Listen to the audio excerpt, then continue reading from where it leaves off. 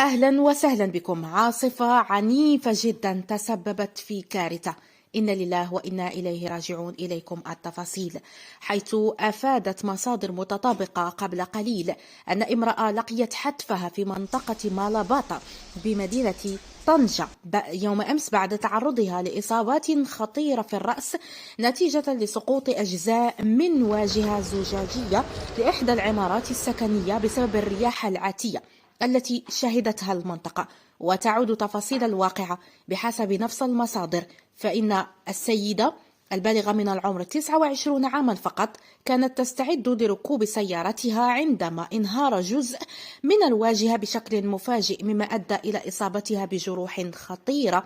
نقلت على إثرها إلى المستشفى محمد الخامس بطنجة، حيث لفظت أنفاسها الأخيرة في قسم الإنعاش.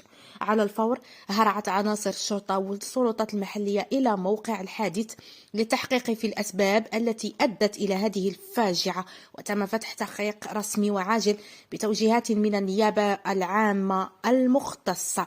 ومن المتوقع أن تشهد عدة مناطق في المملكة بما في ذلك طنجة هبوب رياح قوية وعواصف رعدية وأمطار غزيرة وفقا لتوقعات المديرية العامة للأرصاد الجوية، حيث من المتوقع أن تستمر الظروف الجوية إلى غاية هذا اليوم السبت.